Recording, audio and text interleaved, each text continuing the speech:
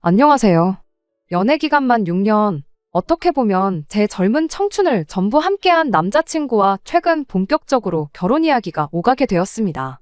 6년 연애하는 동안 결혼 이야기가 없다가 이제서야 나온 이유는 남자친구가 끝내 공무원 시험에 합격했기 때문이에요. 남자친구가 연애 시작할 때부터 공무원 준비를 하던 건 아니었습니다. 연애 시작했을 때 남자친구는 중소기업 다니고 있는 회사원이었어요. 저는 학교를 졸업하고 막 취직 준비를 시작한 시기였고요. 생각처럼 일이 풀리지 않아 본의 아니게 취직 준비에만 2년에 가까운 시간을 보냈는데 그때 남자친구가 저한테 정말 잘해줬어요. 당시 제가 자격증 공부며 이래저래 시간이 많이 부족했다 보니 아르바이트로 벌어봐야 고작 생활비 정도였거든요. 그 덕에 남자친구한테 밥 한 번 사주기는커녕 일주일에 한 번 만나는 데이트 비용조차 보태기가 힘들었어요. 취직 준비 막바지에 이르러서는 솔직히 말해서 데이트 비용은 한 푼도 내지 않았습니다. 그게 너무 눈치가 보여서 취직할 때까지는 그냥 한 달에 한두 번 정도만 만나자고 했었죠. 남자친구는 자기가 좋아서 만나는 건데 부담 가질 것 없다. 근심 걱정과 스트레스를 떠안고 있는 것보다 이런 식으로 풀어주는 게 더 취직에 도움이 될 거다 하면서 저한테 잘해줬습니다. 주변 사람들이 그런 사람이 또 어디 있냐고, 요즘 세상에 멀쩡한 사람 만나는 것도 힘든데 좋은 사람 만난 걸 복받은 줄 알라는 식으로들 이야기했죠. 하지만 중소기업 다니면서 최저시급 조금 넘는 만큼 벌고 있던 걸 알고 있다 보니 고맙기도 했지만 한편으로는 미안한 마음이 더 컸습니다. 아무튼 그렇게 연애 시작한 지 2년 반 만에 저는 결국 취직에 성공을 했습니다. 이름만 들어도 다들 알만한 그런 대기업까지는 아니었지만 남자친구가 다니는 회사와 비교하면 대우가 훨씬 좋은 곳이었습니다. 제가 취직에 성공했을 때 연봉이 이미 직장생활 3년 차인 남자친구가 받던 연봉보다 1,500만 원이 더 높았거든요. 첫 월급 타면 부모님 선물도 선물이지만 그간 저를 위해 물심양면 노력해준 남자친구한테 먼저 좋은 선물이라도 하나 해줘야겠다고 생각했어요. 남자친구도 좋은 회사 취직된 거 축하한다며 같이 기뻐해줬는데 문제는 그 이후로 남자친구가 조금씩 변하기 시작한 데 있었습니다. 자격지심 비슷한 게 생겼거든요. 그동안 남자친구 도움을 받아왔던 것도 있고 취직 전까지 데이트하는 동안 데이트 비용 몇 번 낸 적도 없었으니까 한동안은 남자친구 데이트 비용 걱정 없이 제가 전부 낼 생각이었습니다. 그런데 오히려 남자친구가 데이트 비용을 평소보다 더 내기 시작했어요. 그나마도 취직 전에는 데이트 끝나고 나서 커피 한 잔 정도는 제가 사곤 했었는데 그때보다 몇십 배는 여유로운 지금에 와서는 제 돈으로 커피 한 잔도 못 사게 하더라고요. 이유가 뭔가 했더니 제가 좋은 회사 취직했으니 이렇게라도 하지 않으면 제가 떠날 것 같아서 그런다는 말도 안 되는 소리를 해왔습니다. 다른 것보다 어이가 없었어요. 생각지도 않은 속 터지는 소리를 하고 있었으니까요. 연애만 하고 말 거면 제 돈 한 푼 안 쓰고 자기 돈으로 다 해주겠다는데 더할 나위 없이 좋은 소리처럼 들리겠지만 남자친구한테 받은 게 많았으니 제가 좋은 회사 취직했다고 해서 당장 헤어질 계획부터 세운 적 없었거든요. 오히려 그간 받아온 거 이젠 내가 여유가 생긴 만큼 더 해줄 차례다 생각했죠. 그때 당시에는 결혼까지 생각한 적 없지만 혹시나 나중에 결혼을 할 수도 있는 거고 사람 일은 모르는 거잖아요.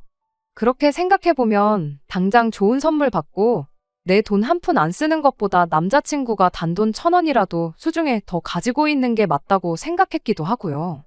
결혼 이야기까지는 하지 않았지만 나한테 돈 안 쓴다고 해서 헤어질 생각이 있는 게 아니니 걱정 말라고 몇 번을 더 말했더니 그제서야 남자친구도 조금 정신을 차린 듯 보였어요. 그러던 중 남자친구가 난데없이 직장을 그만두었다는 사실을 말해왔습니다. 갑자기 멀쩡히 잘 다니던 회사는 왜 그만뒀느냐 물었더니 평생을 다녀봐야 저와 벌이 차이가 절대 줄어들지 않을 만큼 미래가 없는 회사라 그만뒀다는 소리를 하더라고요. 그래도 이직할 거면 회사 다니면서 준비해도 되는 거 아니었냐 따지니 이직을 하려는 게 아니라 공무원 시험을 준비하겠다고 하더군요. 공무원 벌이가 별로라고들 하지만 그건 호봉수 낮을 때나 그렇지. 알아보니까 나중 가서 연차수 쌓이고 승진하고 그러면 웬만한 중견기업 수준으로 받는다더라고 하더라고요. 거기에 수당에 공무원 복지, 잘릴 일 없이 안정적인 데다가 연금까지 생각하면 제가 다니는 직장 못지 않을 거라며 자기 결정을 존중해줬으면 좋겠다고 하대요. 그렇게 남자친구는 공무원 공부를 시작했습니다. 제가 취직 준비할 때 남자친구가 제 곁을 지켜줬으니 저 또한 기다려주는 게 당연하다 생각했지요. 시험 준비하는 남자친구 뒷바라지를 해줬다고까지 하긴 뭐하지만 적어도 남자친구가 공부하는 동안 데이트 비용은 대부분 제가 번 돈으로 내게 되었어요. 공부한다고 한 달에 두세 번 데이트하는 게 전부였다 보니 그렇게 부담스러운 수준은 아니었습니다. 남자친구도 제가 취직 준비할 때 똑같이 대부분의 데이트 비용을 부담했으니 그걸 가지고 생색을 낼 것도 없다 생각했습니다. 남자친구가 공무원 시험에 합격함에 있어서 대부분의 돈은 남자친구 부모님 주머니에서 나왔던 거였죠. 아무튼 3년 뒤 남자친구는 끝내 공무원 시험에 합격했어요. 그런데 합격하고 나서 주변 사람들한테 마치 제가 자기 뒷바라지를 해줘서 시험에 합격했다는 것처럼 이야기를 하고 다니더라고요. 빌빌거리던 지가 저 때문에 용됐다 이런 식으로 말이에요. 솔직히 공무원이 잘릴 걱정 없고 연금까지 생각하면 나쁜 건 아니지만 당장 월급이 중소기업 다닐 때에 비해서 비약적으로 올라간 것도 아니고 벌이 자체는 그 나물의 그 밥인데 용됐다고 할 정도는 아니라고 생각하거든요. 그래도 연애할 때부터 항상 저한테 뭐 하나라도 더 해주고 싶어 안달이 나 있던 사람이고 제 속 한 번 썩인 적도 없던 사람이었으니 거기에 주변 사람한테 늘 제 덕분에 인생 풀렸다고 말하고 다니고 결과적으로는 당당하게 공무원 시험 합격도 한 사람이잖아요. 연애도 길게 했고 서로 나이도 나이였던지라 얼마 전부터는 결혼 이야기가 나오기 시작했습니다. 저는 남자친구의 청혼을 받아들였어요. 그간 공무원 준비한다고 당장 모아놓은 돈 하나도 없는 건 알지만 일단은 안정적인 직장을 갖게 되었다 보니 돈 문제로 결혼을 한 해 만에 할 이유는 없다고 생각했습니다. 딱 하나, 저한테만큼은 정말 저희 부모님 다음으로 잘해주는 사람이었으니 결혼하면 적어도 다른 일로 제 속을 썩힐 일은 없겠다고 생각했거든요. 그런데 정말 결혼은 일륜지 대사라는 말이 실감이 나는 게 꼭 둘이서만 좋다고 해서 결혼이 성립되는 게 아니더라고요. 남자친구를 저희 부모님께 먼저 소개시켜줬어요. 저희 부모님께서도 멀쩡히 다니던 회사 때려치고 죽어라 공부해서 공무원 시험 합격한 열정과 성실함을 높게 사셨고 연애 초반에 저한테 잘해주던 것도 알고 계셨으니 남자친구를 꽤나 마음에 들어 하셨어요. 그렇게 결혼 허락을 받았고 이번엔 제가 남자친구의 어머님께 인사를 드리러 갔습니다. 그런데 남자친구가 저를 대하는 것과는 전혀 다르게 남자친구 어머니는 아들이 공무원이 되었다는 사실 하나만으로 콧대가 잔뜩 높아져 있더군요. 남자친구 어머니가 땡전 한 푼 없는 아들 데려가 준다고 제 앞에서 벌벌 기는 걸 원한 건 아니지만 아들이 얼마나 대단한 사람이라고 장가 보내기 아까워하는 게 눈에 다 보였어요. 그러고서는 난데없이 내 아들도 나도 너 때문에 아주 요 몇 년간 안 해도 될 생고생을 했다고 하시더라고요. 다짜고짜 그게 무슨 말인가 싶었죠. 무슨 말이 하고 싶었던 건가 이야기를 들어보니 남자친구가 저와 연애 초반에 데이트 비용 대느라고 빚까지 졌다는 사실은 알고 있느냐고 말을 하더라고요. 남자친구가 회사 다니면서 만들었던 마이너스 통장이 있는데 저 때문에 자기 아들이 빚을 내가면서 데이트 비용을 내게 만들지 않았냐고 하는 거예요.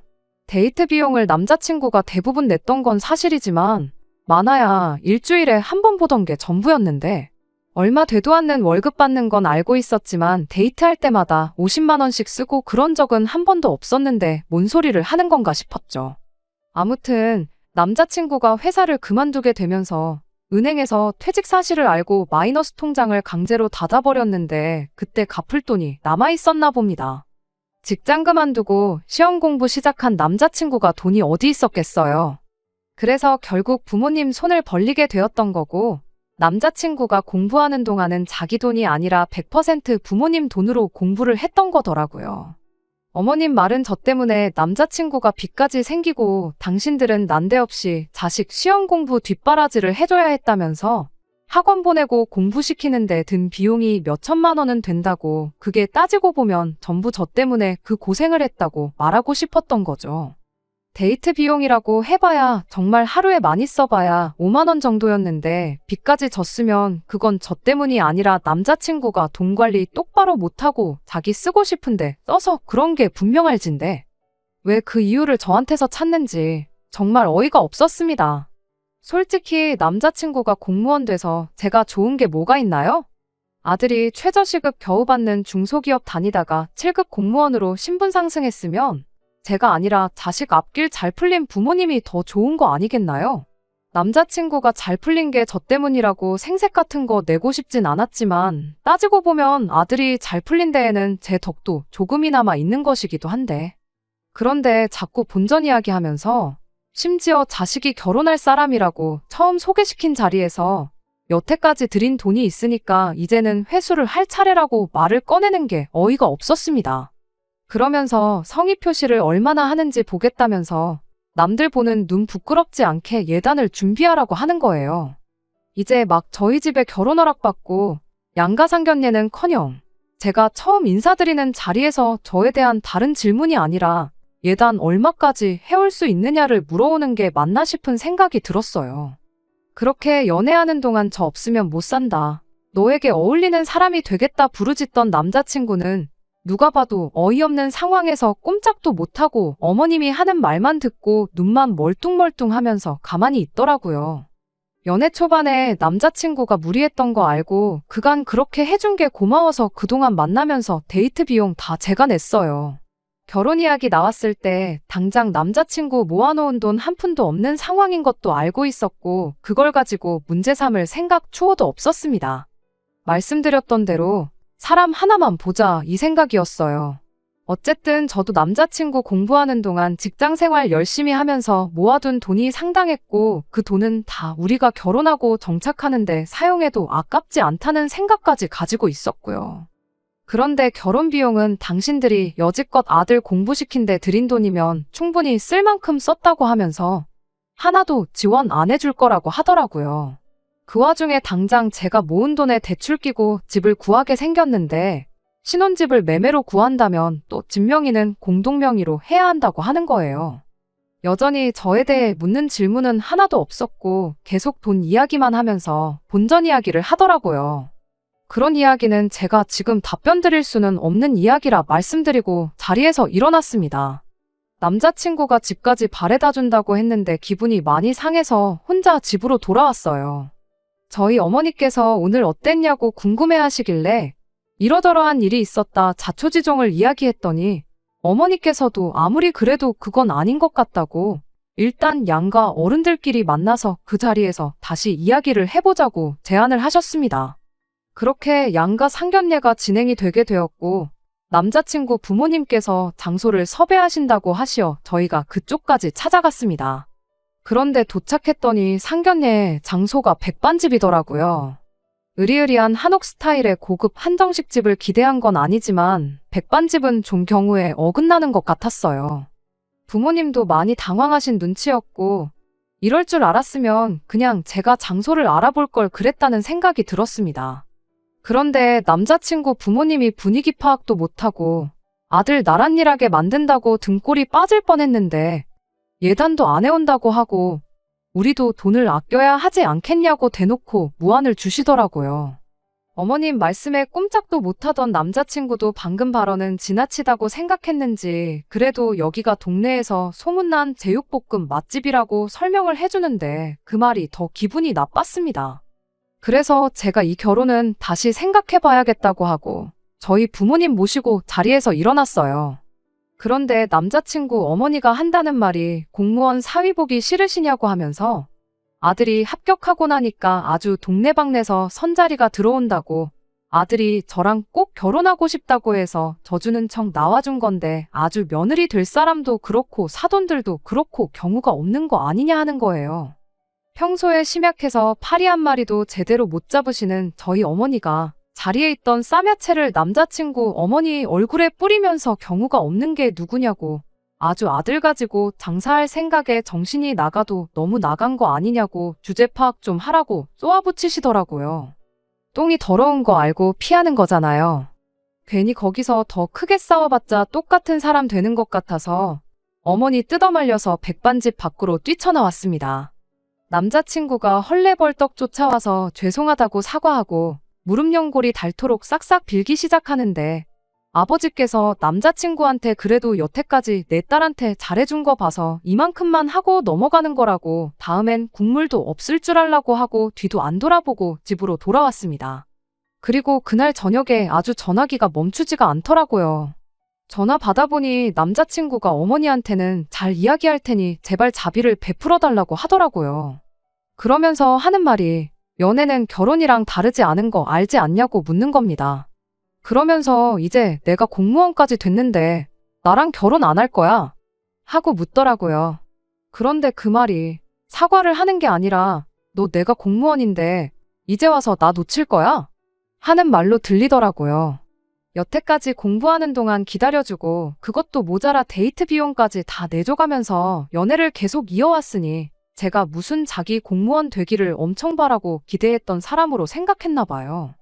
알고 보니 남자친구도 지 엄마랑 똑같은 사상을 가지고 있던 놈이었던 거죠. 내가 파혼 못할 줄 알고 그러는 거냐고. 애초에 첫 만남 때부터 어머님이 나한테 한 거 생각해보면 진작에 처음부터 오빠가 중간 역할도 똑바로 못하는 사람이라는 게 답이 딱 나왔는데 결혼하면 오빠네 집에서 나를 어떻게 대할지 내 인생 꼬이는 게 눈에 뻔히 보인다고 한마디 해줬어요. 어차피 지금 파혼 안 하면 나중 가서 이혼할 게 뻔한데 이혼녀 되는 거보다 파혼하는 게 낫지 않겠냐고 하고 2번 다시 연락하지 말라고 했습니다. 처음에는 정말 지가 뭐라도 되는 줄 알고 큰 소리까지 치면서 네가 설마 연락 안 하고 백이겠냐는 식으로 나오더라고요.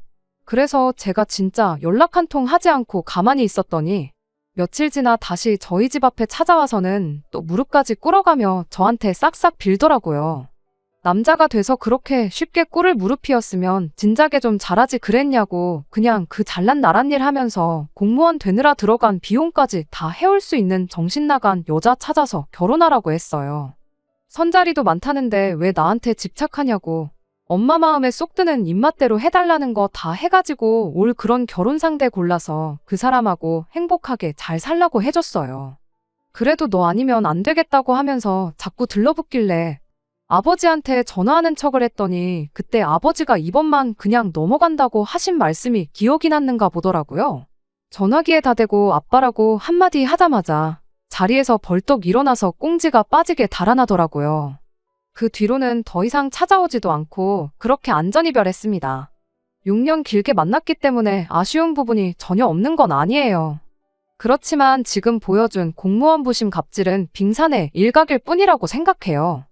억지로 결혼해서 더러운 꼴 더 볼 바에 이렇게 빠르게 결단 내리고 헤어진 게 오히려 잘한 일이라고 생각합니다. 2번째 사연입니다. 어디서부터 이야기를 시작해야 할지 모르겠네요.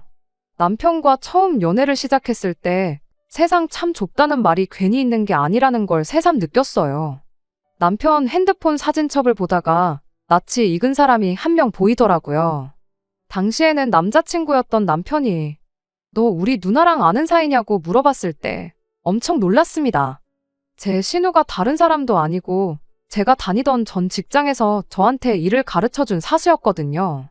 제가 첫 직장에 입사했을 때 저보다 2년 입사 선배였던 신우가 제 사수가 되어 저한테 실무를 가르쳐줬어요. 그 회사에서 1년 정도 고생하다가 저는 어떻게 기회가 닿아서 동종업계 중에서도 규모가 가장 큰 회사에 다니던 회사보다 훨씬 좋은 조건으로 스카웃 제의를 받게 되어서 이직을 했었습니다. 사수였던 신우도 그때는 저한테 좋은 기회가 찾아온 거라고 거기 가서도 내 밑에서 했던 것처럼만 하면 잘 풀릴 거라면서 응원해줬고 이직하고도 자주 연락하면서 지내자고 했었어요. 남편과 처음 만난 연애 초기에도 저한테 여전히 신우의 연락처가 있긴 했지만 그때는 이미 신우와 연락이 끊긴 지 오래였습니다. 아무리 회사에서 사수 부사수 관계였다고 해도 그저 직장 동료의 관계였지 그 이상도 그 이하도 아니었거든요. 회사에서야 계속 붙어 있었지만 집에 가면 서로 뭐 하는지 모르는 그런 대면대면한 관계였어요.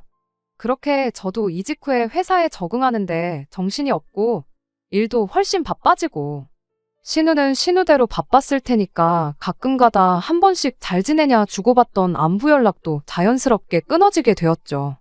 그런데 이렇게 남자친구의 누나로 다시 만나게 되었으니 새삼 세상이 참 좁다는 말이 와닿더라고요. 남편도 어떻게 이럴 수가 있냐며 그 당시에 정말 신기해했어요.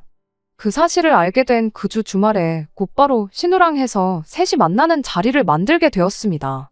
벌써 몇 년이나 지나서 다시 만나게 된 인연이다 보니 오랜만에 만나서 반갑다기보다는 어색한 기분이 더 컸어요. 그렇다 보니 신우와 재회한 첫 만남 이후로는 그렇게 셋이서 자주 만날 일은 없었습니다. 남편은 남편 나름대로 제가 신우랑 이미 서로 알던 사이라는 부분이 참 좋았나 봐요. 같이 회사를 다닐 시절에도 1년이라는 시간을 같이 보냈지만 말씀드린 대로 신우와는 직장 동료 그 이상도 그 이하도 아닌 관계였기 때문에 둘 사이에 큰 문제도 없었으니 말이죠.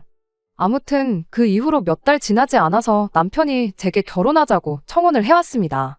저의 조건이나 그런 거 하나도 보지 않고 남편이 저에게서 가장 좋게 봤던 건 자기 가족?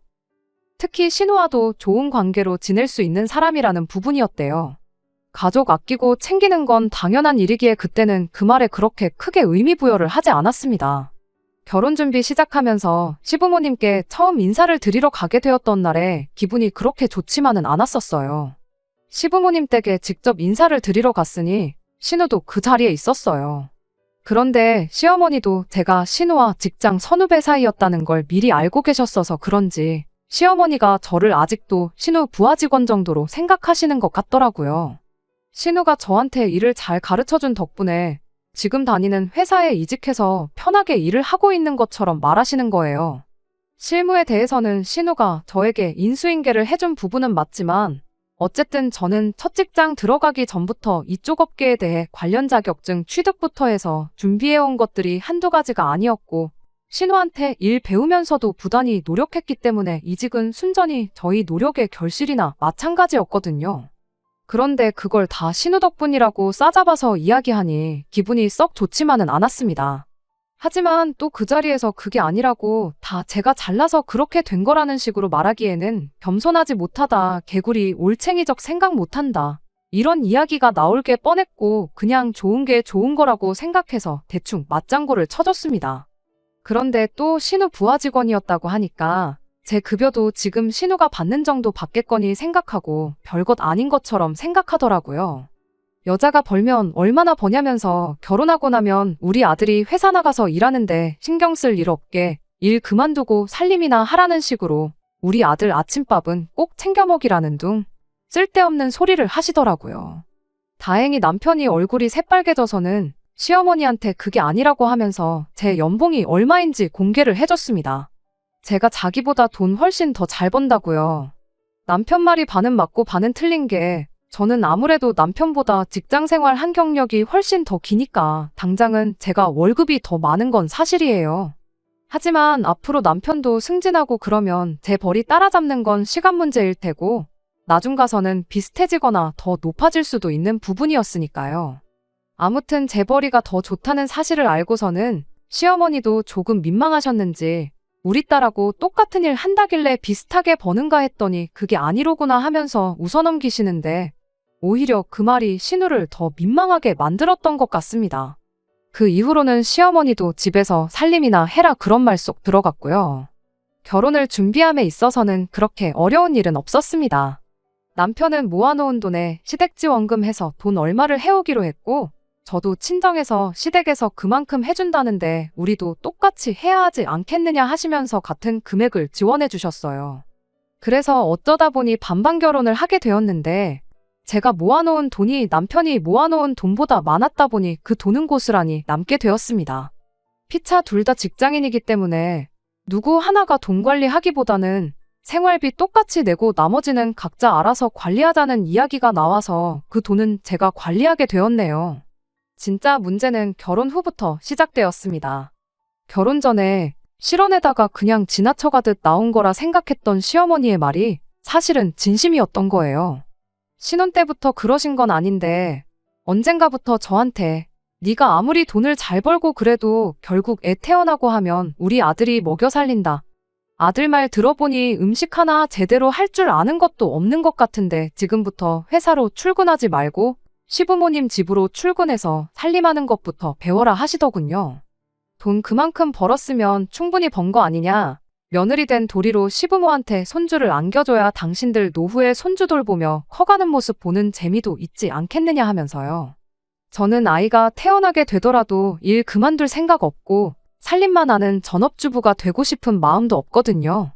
살림이야 저 돈 잘 벌고 남편 돈 잘 버는데 필요할 때마다 사람 써서 하면 되는 거 아니겠냐 했어요. 손주 큰은 재미로 사시겠다길래 아이 태어나면 봐주실 거냐 물으니 그 말에는 대답도 못 하시더라고요. 비슷한 대화 주거니 받거니 하다가 결국 시어머니랑 한바탕 했네요. 사사건건 말대꾸하면서 대들은 거 저도 잘한 거 하나 없는 거 알지만 그렇다고 제 인생과 미래를 이렇게 해라 저렇게 해라 시모 입맛에 맞출 수도 없었으니 아무리 제가 며느리라지만 어쩔 수 없는 상황이었습니다. 남편이 중간 역할을 어느 정도 해주긴 했지만 아무래도 시어머니와 저 두 사람 사이의 문제다 보니 어느 한쪽 편을 제대로 들지 못해 잘 해결되지는 못했어요. 그래서 시댁과는 거리를 두고 지내게 되었습니다.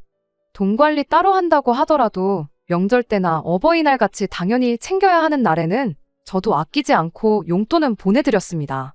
다만 시댁의 왕래는 하지 않았어요. 좋은 일 하고 싫은 소리 듣고 싶지도 않았고 남편도 중간에서 난감해 보이니 남편만 시댁으로 가고 저는 친정으로 가고 그런 식으로 하고 있었습니다.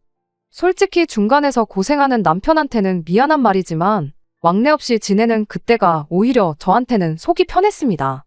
그렇게 반년 정도가 지나 얼마 전에 시어머니한테서 연락이 왔습니다. 긴히 나눌 이야기가 있다고 하시면서 좀 보자고 하시는데 그동안 연락은커녕 제 안부조차 묻지 않으시던 분이 난데없이 긴히 나눌 이야기라니 안 좋은 촉이 들기는 했습니다. 그래서 남편한테 혹시 시어머니가 또 일 그만두고 아이 가져라 뭐 그런 식의 이야기를 꺼내시려고 부르시는 거라면 그 자리에는 나가지 않겠다고 이야기했는데 남편은 그런 거 아니라고 한번 가보자고 하더라고요. 그걸 보니 남편은 뭔가 알고 있는 눈치였어요. 그런데 아무리 물어봐도 어머니가 직접 말씀하신다는데 내가 미리 알려줄 수는 없지 않느냐 하면서 저한테 미리 알려주지 않더라고요. 그렇게 숨기는 걸 보니 시어머니가 혹시 저한테 마음을 다시 여시려고 하는 건가 하는 기대도 살짝 들었습니다. 그런 기대를 한 제가 바보였지요. 시댁에 도착하니 공기가 무거운 게 제가 기대한 것과는 전혀 반대의 상황이 찾아올 것 같다는 느낌이 딱 들었습니다. 가장 먼저 들은 소식은 신우가 이번에 결혼을 하게 되었다는 이야기였어요. 설마 제가 시댁과 연 끊고 지낸다고 신우 결혼식에도 가지 않을까 해서 결혼식은 참석하라고 말씀하실 줄 알았는데 그게 아니더군요. 신우가 다 늦어서 가는 결혼이다 보니 남자 쪽에서 요구하는 게 많다는 말을 꺼내면서 아무래도 우리가 신우 신혼집을 해줘야겠다고 하시는 거예요. 그 말을 왜 굳이 저를 불러서 하시는지 안 좋은 촉이 자꾸 들더라고요. 대뜸 저한테 뒤로 꽁쳐놓은 돈이 얼마 정도 있다는 걸 알고 있다 듣자 하니 결혼할 당시부터 가지고 있던 돈이라는데 그 돈을 말 한마디 없이 혼자 챙겼다지 하면서 신우 집 해줄 돈이 모자라니 그 돈을 좋은 말로 할 때 내놓으라고 하는 겁니다. 반년 만에 불러서 한다는 말이 겨우 그것밖에 없었는지 애초에 신우 결혼을 제 돈으로 시키겠다고 드는지부터가 어이가 없어서 제가 왜 그걸 내놓아야 하냐고 되물었습니다. 한다는 말이 결혼 전에 제가 가지고 있던 돈이 많이 남아있던 걸 미리 말해줬으면 남편한테 줬던 결혼지원금을 주지 않고 그 돈으로 신우 시집을 보냈으면 됐을 거 아니냐면서 저보고 욕심이 험하다고 어떻게 아무 말도 없이 그 큰 돈을 혼자 챙기려고 했냐고 하는 겁니다. 그 돈을 지원해 주셨으니까 제가 친정에서 똑같이 지원금을 받아온 거 아니겠냐고 그 덕에 돈이 남은 건데 제가 돈을 숨기기는 뭘 숨긴 거냐고 따져 물었어요. 그랬더니 신우 이야기를 꺼내면서 신우가 불쌍하지도 않냐고 하면서 그렇게 신우 거를 다 뺏어가면 좋냐고 갑자기 화를 내시는 겁니다. 방금 설명드렸지 않냐고 제가 신우 걸 뭘 가져가서 뺏어갔다는 말을 하시냐고 했더니 제가 몰랐던 사실을 하나 말해주더군요. 제가 첫 직장에서 이직을 할 때 신우도 제가 지금 몸담고 있는 회사로 이직을 준비하고 있었다고 합니다.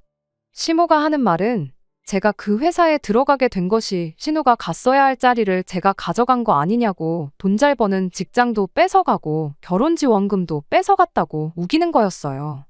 신우가 능력이 모자라서 이직을 못한 게 왜 제 탓이냐고 그리고 저는 이직을 한 게 아니라 회사에서 직접 헤드헌팅이 들어와서 옮겨간 거 모르시냐고 저도 조금 심한 말로 맞대응을 했어요. 그랬더니 시모는 신우가 저한테 일을 다 잘 가르쳐주고 그 회사에 들어갈 수 있게 밑바탕을 만들어줬다는 거예요. 마음씨 착한 신우가 저한테 양보를 해줬기 때문에 제가 그 회사에 들어간 거고, 그 착한 신우 아니었으면 지금 제가 가지고 있는 그 돈이 존재했겠냐는 말도 안 되는 어깃장을 부리더군요. 그때는 남편도 모르고 아예 남남이었던 신우인데 그 자리를 저한테 양보했다고 우기고 있으니 어이가 없더군요. 심지어 얼마 전까지는 돈이 다 뭐냐고 하면서 일 그만두고 살림 배워 애나 키우라고 하던 사람이 큰 돈 필요할 일 생기니까 억지를 부리면서 제 돈을 어떻게든 가져가려고 하니, 제가 설령 진짜 신우 덕분에 이직을 했다 하더라도 그 돈을 주고 싶은 마음이나 생기겠나요? 그 돈은 절대로 드릴 생각 없다고 딱 선을 그었습니다. 그러니 이제는 돈똥거리면서 그렇게 돈이 좋으면 돈이랑 결혼하지, 우리 딸 인생 망쳐놓고 두 남매 이간질을 하려고 하느냐고 하는 겁니다. 좋은 며느리감 들어온다고 해서 기대했더니 우리 아들 밥도 제대로 못 얻어먹고 다니는 거 보면 당신 속이 아니라고 하면서 울부짖으시더군요. 시모가 그러고 있으니 남편도 그 상황에서는 중간 역할이 아니라 시모 편을 들더군요. 아니, 애초에 제가 가지고 있는 돈에 대해서 시모가 알고 있는 걸 보면 시모 편을 들은 게 아니라 애초부터 남편은 제 편이었던 적이 한 번도 없던 걸 수도 있겠네요. 제가 돈 얼마 보내줬던 게 노력이라고 할 수는 없지만 결국 시가족은 시가족이고 남보다 조금 더 가까운 남이라는 사실은 변함이 없더라고요. 남편도 중요한 순간에는 자기 가족 챙기는 남이나 다름없는 사람이었고요. 그래서 결혼할 때 주신 거 다 돌려드리겠다고 했습니다. 당신 아들도 필요 없으니 도로 가져가라고 했어요. 어차피 결혼할 때 반반 결혼했고 돈도 각자 관리하고 있으니 마침 나누기도 편하지 않냐고, 계산할 것도 없으니 반 가져가라고 했어요. 아들 줬던 돈으로 신우부터 결혼시키고 아들한테는 끼니 때마다 삼시세끼 다 챙겨주는 새며느리 찾아서 이어주던가, 그게 안 될 것 같으면 어머님이 직접 챙겨주시면 되겠다고 하고 말았습니다. 자리에서 일어나면서 저는 어머님이 원하는 대로 일하고 결혼할 테니까 아무쪼록 돈 관련된 거 빨리 정리해서 쓸데없는 데다가 시간 끌게 만들지 말아달라고 부탁하고 자리에서 일어났습니다. 그리고 그 길로 짐 싸서 친정으로 갔어요. 친정 부모님도 처음엔 많이 놀라시기는 했지만 그런 날강도 같은 집구석이 다 있냐고 하면서 남보다도 못한 식가족 받들어 모시면서 돈 뜯기며 살 필요 없다고 그냥 이혼하라고 하시더군요. 그렇게 결혼 2년 만에 저는 이혼하게 되었네요. 친정에서 지낸 지도 며칠 지났는데 시댁에서는 아무런 연락이 없더라고요. 빨리 돈 준비해서 쓸데없는데 시간 끌지 말자고 시모한테 연락을 했는데 시모가 우물쭈물하면서 저한테 사과를 하더라고요. 아무래도 나이 차서 오래 혼자였던 신우가 엮인 일이다 보니 자기가 옳은 판단을 하지 못한 것 같다고 미안하다고요. 그런데 그게 제 귀에는 며느리 얻어서 아들 뒷바라지 시키고 손주 재롱 떠는 거 보면서 편안한 노후를 보내려고 했는데 졸지에 아들은 이혼당하고 늦게 시집가는 신우 눈에 안 찬다고 사돈될 집구석에 아들 이혼시켜서 받은 돈까지 다 가져다 바치게 생겼으니 엄청 손해보는 기분이었나 봅니다. 거기에 졸지에 다 늦어서 손주는커녕 반품받은 아들 삼시세끼 밥 차려주면서 다시 뒷바라지 해줄 생각을 하니 못 해먹겠다, 그러니까 돌아와달라, 그런 소리로밖에 들리지가 않았어요. 뭘 그러시냐고, 이거 다 어머님이 원하는 대로 된 거 아니냐고. 저는 제 마음 똘릴 생각 없으니까 빨리빨리 해달라고 그랬어요. 저도 제 삶이 있기 때문에 늦어진다고 느껴지면 저도 돈 아깝고 시간 아까워서 그러고 싶지는 않은데 변호사 알아보고 해야 한다고요. 위자료까지 뜯기기는 싫은지 그 뒤로부터 시모로부터는 아무 연락도 없더라고요. 그 와중에 저 몰래 시모랑 신우 책임져 주려던 남편은 제 마음 돌려보려 연락 한 통 없더라고요. 그렇게 돌려받을 거 돌려받고 2년 만에 결혼 생활 다 쫑나게 되었습니다. 제가 먼저 사과할 일도 아니었고 자기 좋을 대로만 생각하고 억지 부리는 집구석에 버티고 있어봤자 이것보다 더한 꼴만 볼 것 같아서 차라리 하루빨리 손 털고 이혼한 게 잘한 일이라고 생각합니다. 이혼의 후회는 하나도 없어요. 신우도 그동안 저한테 친한 척 하면서 얼마나 속이 쓰렸겠어요. 괜히 저 보면서 열등감 느낄 필요도 없고 모두에게 잘 된 거 아닌가 합니다. 남들이 다 하기 때문에 해야 하는 결혼이라면 차라리 안 하는 게 나은 것 같네요. 제가 하고 싶은 일 하면서 남 눈치 안 보고 지내는 게 최고가 아닌가 싶어요. 끝까지 들어주셔서 감사합니다. 오늘의 사연은 여기까지입니다. 구독과 좋아요, 알람 설정 부탁드리고 더 좋은 사연으로 다시 찾아뵙겠습니다. 감사합니다.